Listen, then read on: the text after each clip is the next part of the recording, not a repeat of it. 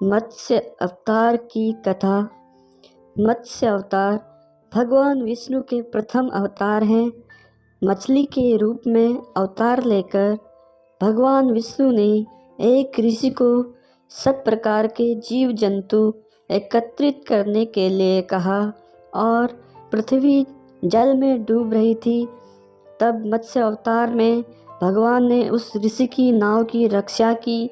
इसके पश्चात ब्रह्मा ने पुनः जीवन का निर्माण किया। एक दूसरी मान्यता के अनुसार एक राक्षस ने जब वेदों को चुराकर सागर की अथाह गहराई में छुपा दिया था, तब भगवान विष्णु ने मत्स्य रूप धारण करके वेदों को प्राप्त किया और उन्हें पुनः स्थापित किया। एक बार ब्रह्मा जी की असावधानी के कारण एक बहुत बड़े दैत्य ने वेदों को चुरा लिया। उस दैत्य का नाम हयग्रीव था। वेदों को चुरा लिए जाने के कारण ज्ञान लुप्त हो गया।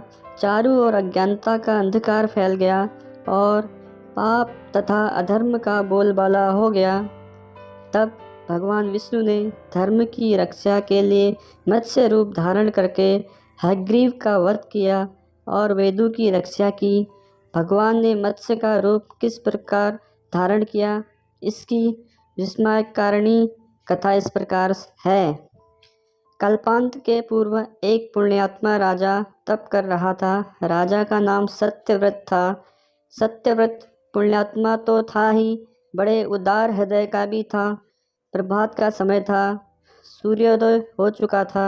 सत्यव्रत कृतमादा नदी में स्नान कर रहा था। उसने स्नान करने के पश्चात जब तर्पण के लिए अंजलि में जल लिया तो अंजलि में जल के साथ एक छोटी सी मछली भी आ गई।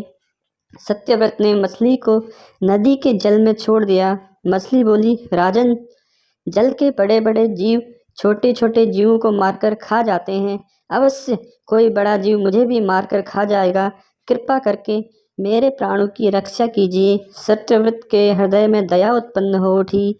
उसने मछली को जल से भरे हुए अपने कमंडल में डाल दिया। तभी एक आश्चर्यजनक घटना घटी। एक रात में मछली का शरीर इतना बढ़ गया कि कमंडल उसके रहने के लिए छोटा पड़ने लगा।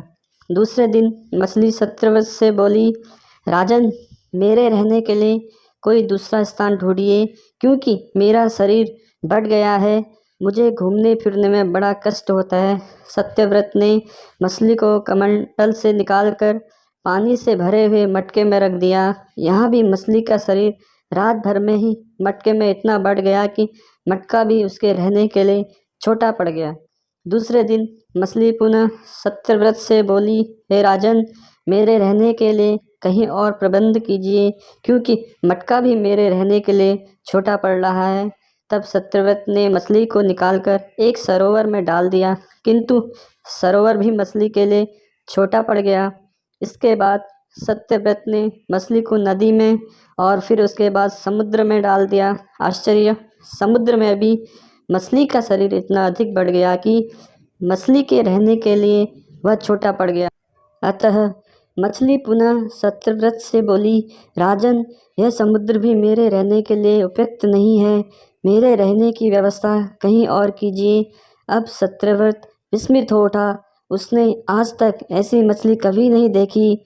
वह विस्मय भरे स्वर में बोला, मेरी बुद्धि को विस्मय के सागर में डुबो देने वाले आप कौन हैं? मत्स्य रूपधारी श्री हरि ने उत्तर दिया, राजन, हयग्रीव नामक दैत्य ने वेदों को चुरा लिया है। जगत में चारों ओर अज्ञान और अधर्म का अहंकार फैला हुआ है। मैंने हयग्रीव को मारने के लिए ही मत्स्य का रूप धारण किया है। आज से 7वें दिन पृथ्वी प्रलय के चक्र में फिर जाएगी। समुद्र उमड़ उठेगा, भयानक दृष्टि होगी, सारी पृथ्वी पानी में डूब जाएगी। जल के अतिरिक्त कहीं कुछ भी दृष्टिगोचर नहीं होगा। आपके पास एक नाव पहुंचेगी। आप सभी अनाजों और औषधियों के बीजों को लेकर सप्त ऋषियों के साथ नाव पर बैठ जाइए। मैं उसी समय आपको पुनः दिखाई पड़ूंगा और आपको आत्मत्व का ज्ञान प्रदान करूंगा। सत्यव्रत उसी दिन से हरि का स्मरण करते हुए प्रलय की प्रतीक्षा करने लगे। 7वें दिन प्रलय का दृश्य उपस्थित हो उठा। समुद्र भी उमड़कर अपनी सीमाओं से बाहर बहने लगा। भयानक दृष्टि होने लगी। थोड़ी ही देर में सारी पृथ्वी जल ही जल हो गया। संपूर्ण पृथ्वी जल में समा गई। उसी समय एक नाव दिखाई पड़ी। सत्यव्रत सप्त ऋषियों के साथ उस नाव पर बैठ गए। उन्होंने नाव के ऊपर संपूर्ण अनाजों और औषधियों के बीज भी भर लिए। नाव प्रलय के सागर में तैरने लगी। प्रलय के उस सागर में उस नाव के अतिरिक्त कहीं भी कुछ भी नहीं दिखाई दे रहा था। सहस मत्स्य रूपी भगवान प्रलय के सागर में दिखाई पड़े। सत्यव्रत और सप्त ऋषिगण मत्स्य रूपी भगवान की प्रार्थना करने लगे। भगवान से आत्मज्ञान पाकर सत्यव्रत का जीवन धन्य हो उठा। वो जीते जी ही जीवन से मुक्त हो गए। प्रलय का प्रकोप शांत होने पर मत्स्य रूपी भगवान ने हयग्रीव को मारकर उससे वेद छीन लिए। भगवान ने ब्रह्मा जी को पुनः वेद दे दिए। इस प्रकार भगवान ने मत्स्य रूप धारण करके वेदों का उद्धार तो किया ही, साथ ही संसार के प्राणियों का भी कल्याण किया। उम्मीद करता हूँ आप सभी लोगों को ये स्टोरी बहुत पसंद आई होगी। साथ ही जो चैनल्स में नए हैं वो चैनल को सब्सक्राइब ज़रूर करें। आप सभी लोगों का स्टोरी सुनने और देखने के लिए बहुत बहुत धन्यवाद।